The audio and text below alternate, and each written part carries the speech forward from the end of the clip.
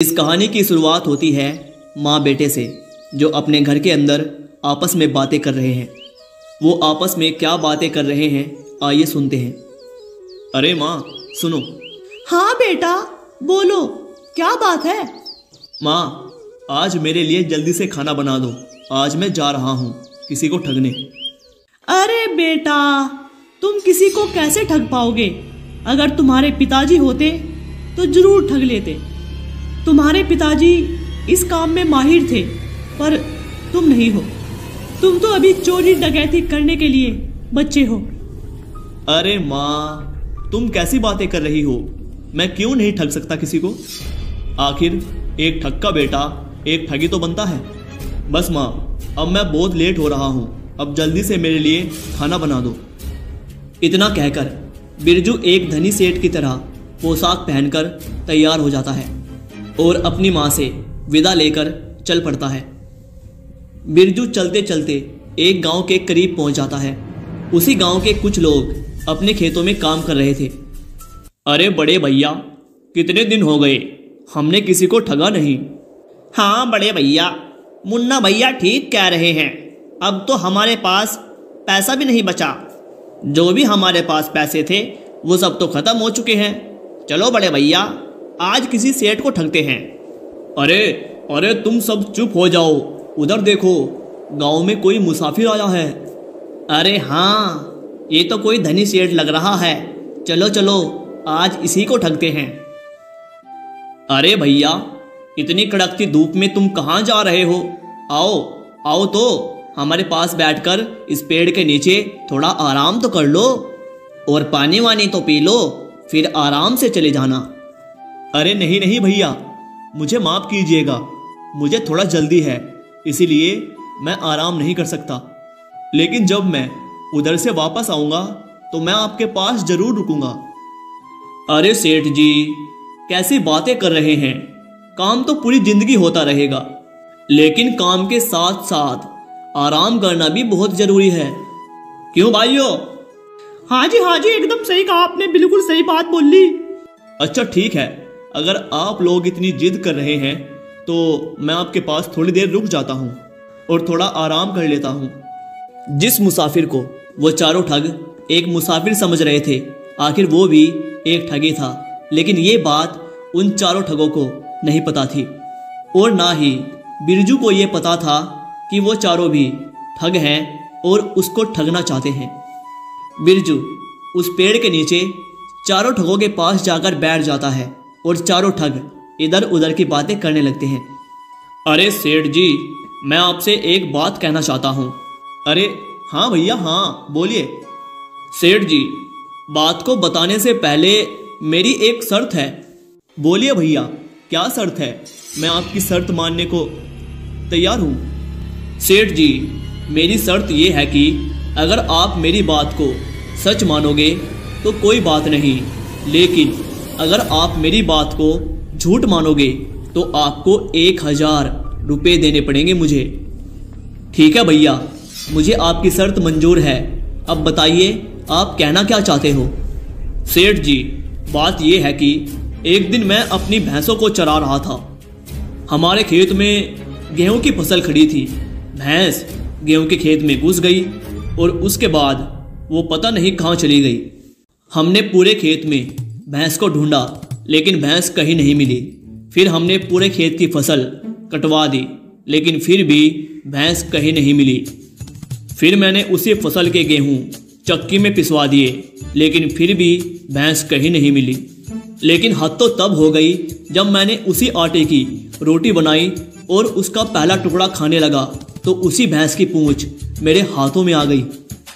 तो मैंने उसी समय भैंस की पूंछ पकड़कर भैंस को बाहर निकाला, तब जाकर मेरी सांस में सांस आई।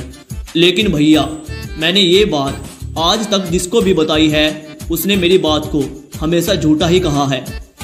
अब तुम ही बताओ, ये बात झूठ है या सच? अरे अच्छा, ये तो मुझे ठगना चाहता है, लेकिन बच्चू, मैं भी एक ठग का बेटा हूँ। अरे हाँ भैया, कभी कभी ऐसी घटना हो जाती है, सबके साथ हो जाती है। मेरे खुद के साथ भी कभी कभी ऐसी घटना हो जाती है। अब मैं आपको क्या बताऊं। अरे सेठ जी, आपके साथ ऐसी क्या घटना हो गई? मैं ना बताइए, बता यार, बता। अरे नहीं भैया, मैं भी अपनी बात ऐसे नहीं बताऊंगा। मेरी भी एक शर्त है। बोलिए सेठ जी, आपकी क्या शर्त है? हमें आपकी शर्त मंजूर होगी।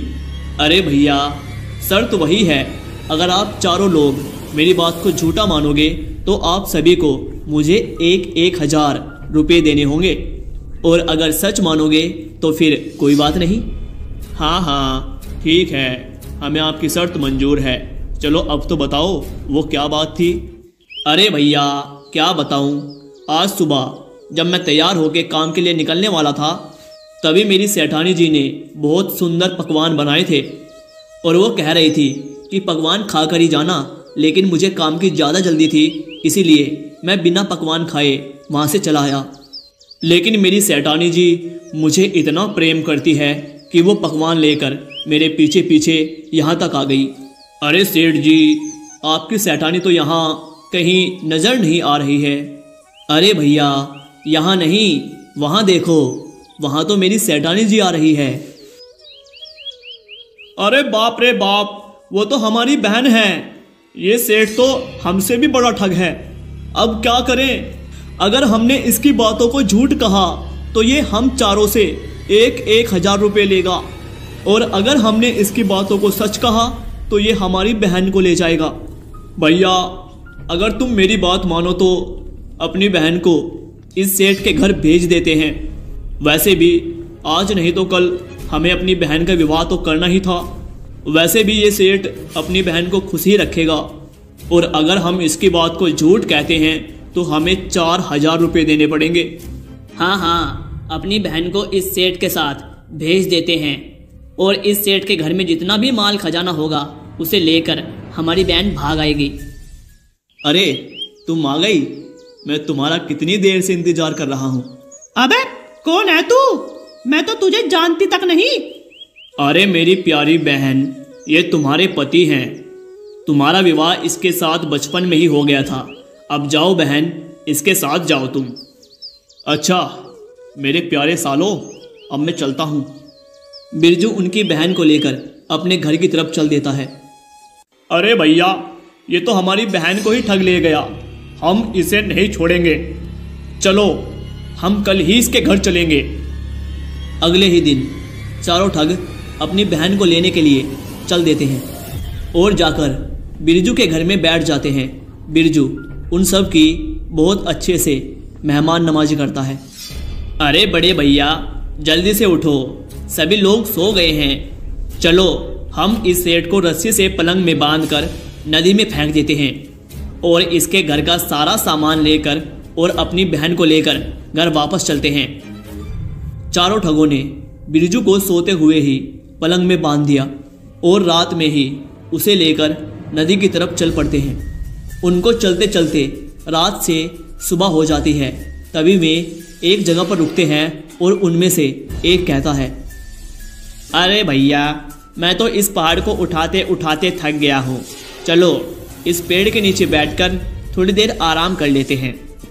वो चारों उस पलंग को नीचे रखकर उसी पेड़ के नीचे सो जाते हैं, और उसी समय एक चरवाहा अपनी बकरियों को लेकर उसी रास्ते से गुजर रहा था। अरे भैया, ये लोग आपको बांधकर कहाँ ले जा रहे हैं? अरे क्या बताऊं भैया, ये चारों हमारे साले हैं। इनकी एक बहन का विवाह हमसे हो गया है। इनकी एक दूसरी भी बहन है, ये उसका भी विवाह मेरे साथ ही करना चाहते हैं। ये कहते हैं इनकी बहन के लिए कहीं लड़का नहीं मिल रहा।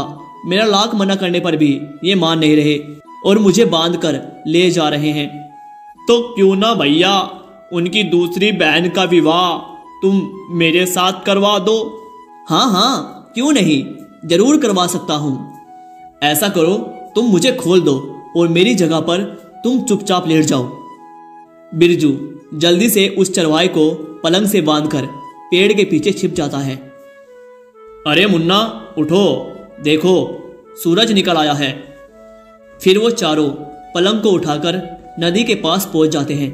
उधर बिरजू उस चरवाहे की सभी बकरियों को लेकर अपने घर की तरफ चल पड़ता है और उधर चारों भाई उस चरवाहे को बिरजू समझकर पानी में फेंक देते हैं। चलो भैया, आखिरकार इस ठग से हमें छुटकारा मिल ही गया। इसके बाद वो चारों जैसे ही बिरजू के घर पर पहुंचते हैं, बिरजू उनको खाट पर बैठा हुआ दिखाई देता है। ये सब देखने के बाद वो सब हक्के बक्के हो जाते हैं। अरे ये क्या, ये ठग तो यहीं पे बैठा है। अरे जीजा जी, तुम यहाँ पे कैसे, और इतनी सारी बकरियाँ तुम कहाँ से लाए? अरे ये सब मत पूछो, तुम लोगों ने हमारे साथ बहुत बड़ा अन्याय किया है। तुम लोगों ने मुझे नदी के किनारे ही फेंक दिया था। अगर मुझे आप किनारे से और दूर फेंकते तो मैं नदी की और गहराई में जाता और मुझे बहुत सारी बकरियां मिलती, लेकिन तुम लोगों ने मुझे बस किनारे पर ही फेंका और किनारे पर बस मुझे यही बकरी मिली और मैं इन्हीं पकड़ के अपने घर ले आया। अरे जीजा जी, क्या बात कर रहे हो? चलो मुझे भी कुछ बकरियां दिला दो। हाँ जीजा जी, मुझे भी बकरियां चाहिए, चलो जल्दी। अच्छा, तो तुम लोगों को भी बकरियां चाहिए? ठीक है, चलो मेरे साथ। मैं जहाँ बोलूँ तुम लोग वहीं कूद जाना और अच्छी अच्छी बकरियाँ पकड़ के ले आना। बिरजू उन सबको लेकर नदी के किनारे आ जाता है। अरे सुनो तुम सब लोग, जल्दी से इस जगह पर कूद जाओ। यहाँ पर तुम सबको बहुत मस्त मस्त ताजी ताजी मोटी मोटी बकरियाँ मिलेगी, पर ध्यान रहे आपस में बकरियों के लिए लड़ना नहीं है। चारों ठग बिना कुछ सोचे समझे नदी में छलांग लगा देते हैं और डूबकर मर जाते हैं।